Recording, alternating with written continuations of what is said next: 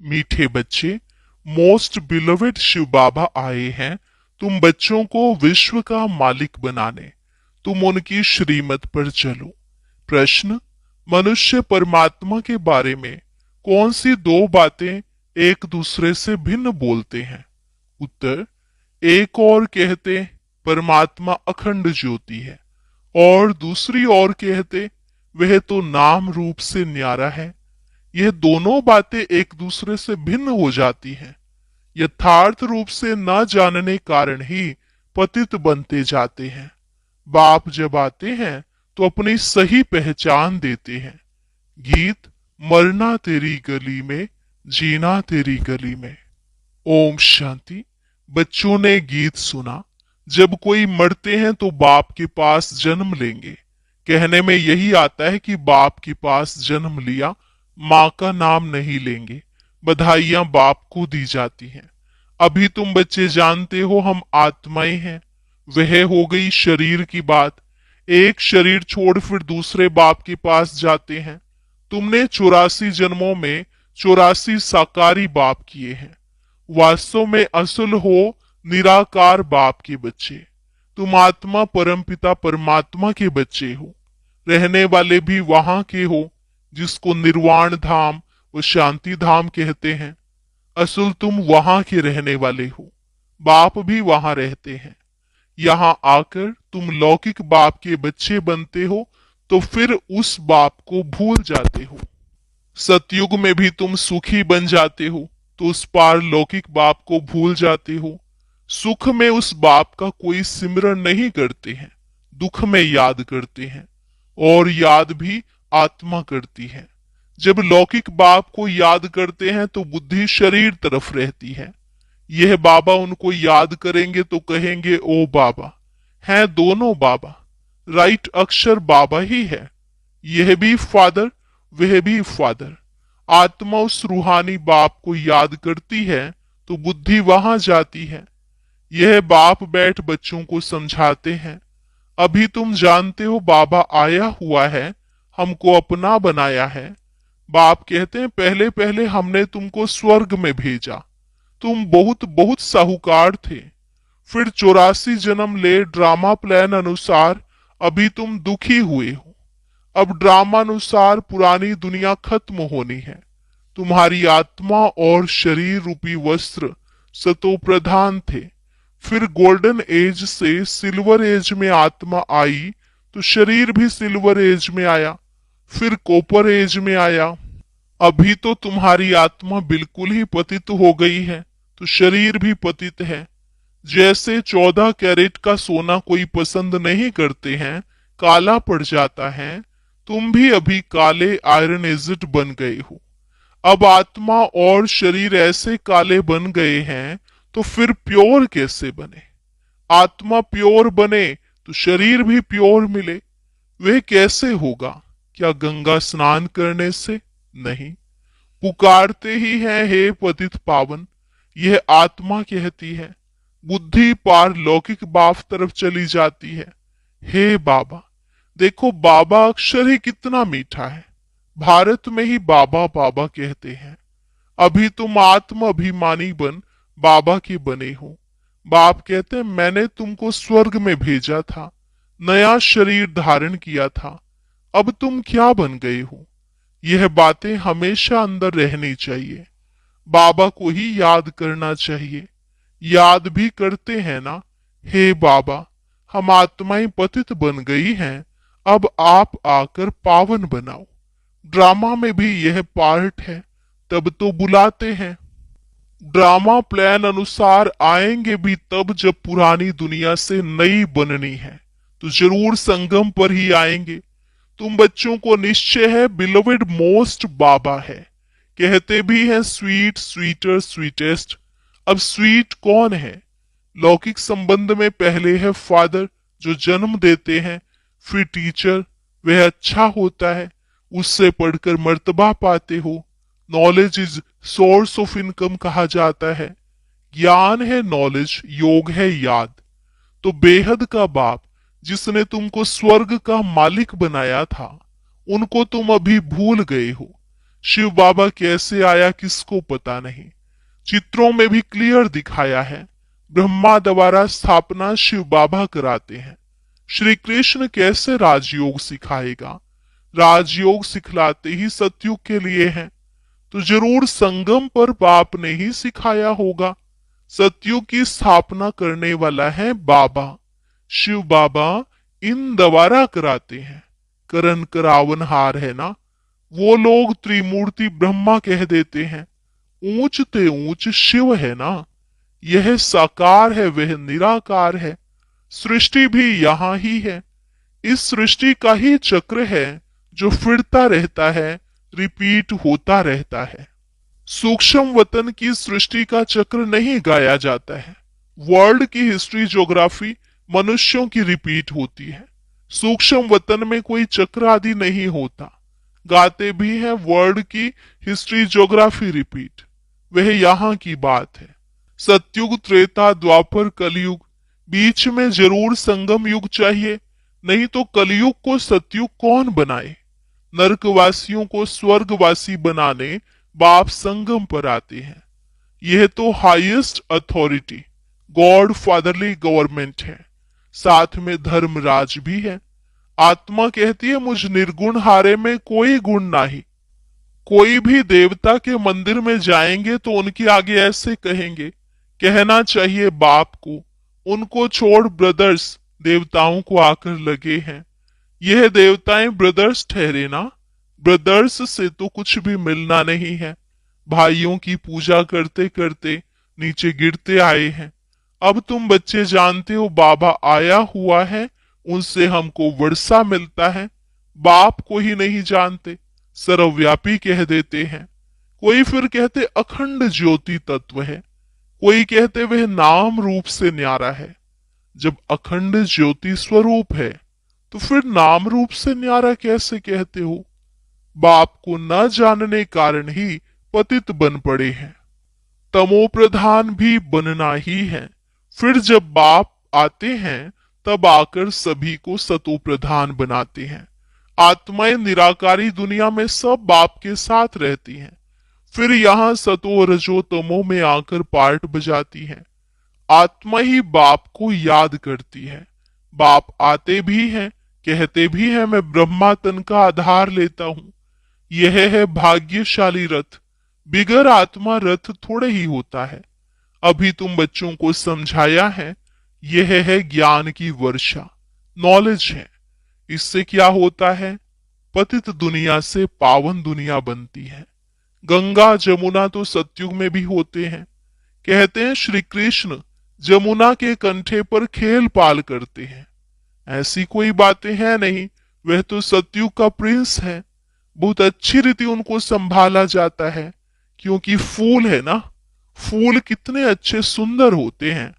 फूल से सब आकर खुशबू लेते हैं, कांटों की थोड़े ही खुशबू लेंगे। अभी तो यह है कांटों की दुनिया। कांटों के जंगल को बाप आकर गार्डन ऑफ फ्लावर बनाते हैं, इसलिए उनका नाम बबुलनाथ भी रख दिया है। कांटों को बैठ फूल बनाते हैं, इसलिए महिमा गाते हैं कांटों को फूल बनाने वाला बाबा। अब तुम बच्चों का बाप के साथ कितना लव होना चाहिए। वो लौकिक बाप तो तुमको गटर में डालते हैं, यह बाप 21 जन्मों के लिए तुमको गटर से निकाल पावन बनाते हैं। वह तुमको पतित बनाते हैं। तब तो लौकिक बाप होते भी पारलौकिक बाप को आत्मा याद करती है। अभी तुम जानते हो आधा कल्प बाप को याद किया है। बाप आते भी जरूर हैं, शिव जयंती मनाते हैं ना। तुम जानते हो हम बेहद के बाप के बने हैं। अभी हमारा संबंध उनसे भी है तो लौकिक से भी है। पारलौकिक बाप को याद करने से तुम पावन बनेंगे। आत्मा जानती है वह हमारा लौकिक और यह पारलौकिक बाप है। भक्ति मार्ग में भी यह आत्मा जानती है। तब तो कहते हैं हे भगवान ओ गॉड फादर, अविनाशी फादर को याद करते हैं। वह बाप आकर हेवन स्थापन करते हैं। ये किसको पता नहीं है।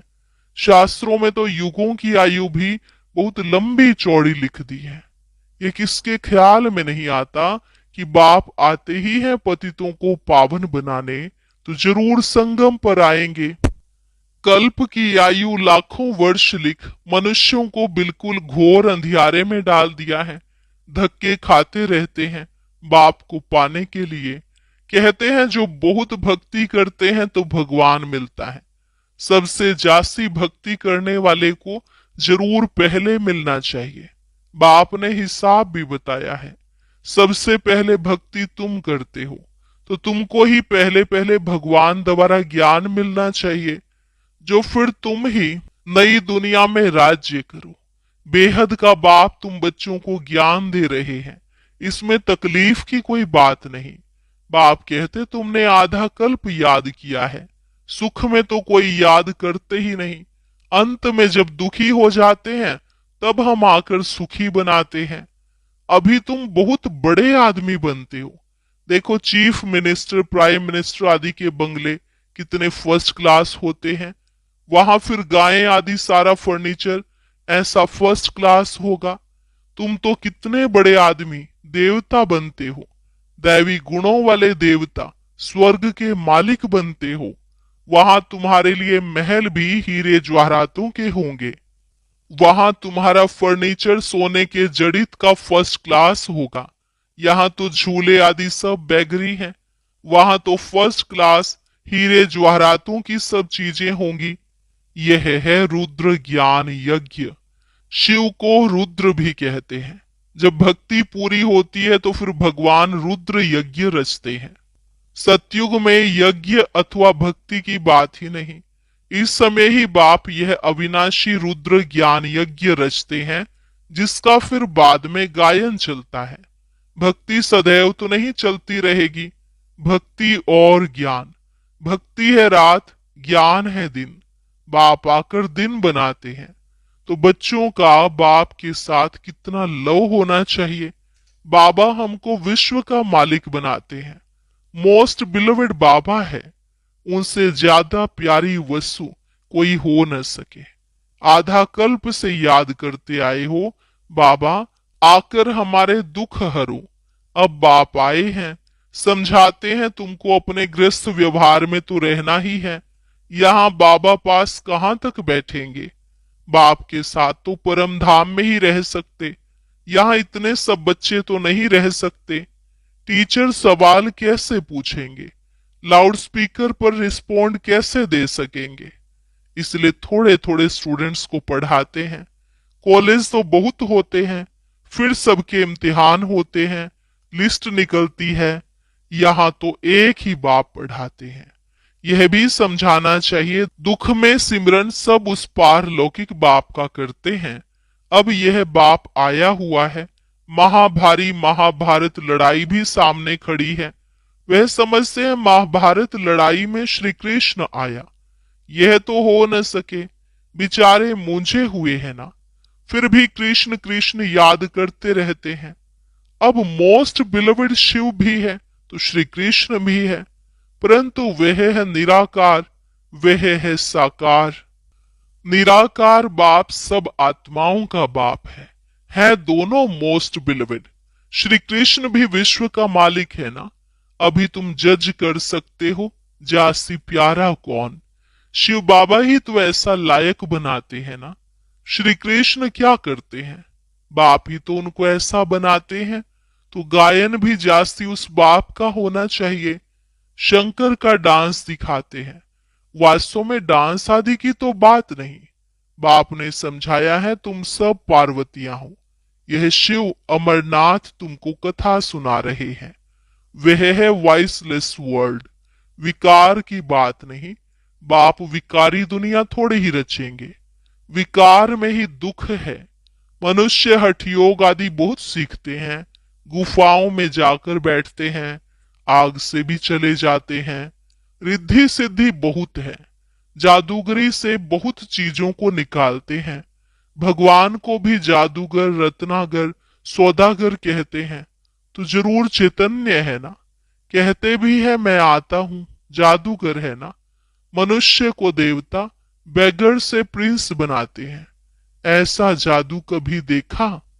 अच्छा, मीठे मीठे सिकिलधे बच्चों प्रति मात पिता बाप दादा का याद प्यार और गुड मॉर्निंग। रूहानी बाप की रूहानी बच्चों को नमस्ते। रूहानी बच्चों की रूहानी बाप दादा को नमस्ते नमस्ते, गुड मॉर्निंग। शुक्रिया बाबा, शुक्रिया। धारणा के लिए मुख्य सार। फूलों के बगीचे में चलना है, इसलिए खुशबूदार फूल बनना है। किसी को भी दुख नहीं देना है। एक पारलौकिक बाप से सर्व संबंध जोड़ने हैं। दूसरी पॉइंट, शिव बाबा प्यारे से प्यारा है, उस एक को ही प्यार करना है। सुखदाता बाप को याद करना है। वरदान, किसी की कमी कमजोरी को ना देख अपने गुण व शक्तियों का सहयोग देने वाले मास्टर दाता भव। किसी की कमी कमजोरी को ना देख अपने गुण व शक्तियों का सहयोग देने वाले मास्टर दाता भव। मास्टर दाता वह है जो सदा इसी रूहानी भावना में रहते कि सर्व रूहें हमारे समान वर्षे के अधिकारी बन जाएं। किसी की भी कमी कमजोरी को ना देख वे अपने धारण किए हुए गुणों का, शक्तियों का सहयोग देते हैं। यह ऐसा है ही। इस भावना के बजाय मैं इसको भी बाप समान बनाऊं, यह शुभ भावना हो। साथ साथ यही श्रेष्ठ कामना हो कि यह सर्व आत्माएं कंगाल, दुखी, अशांत से सदा शांत, सुख रूप माला माल बन जाएं। तब कहेंगे मास्टर दाता।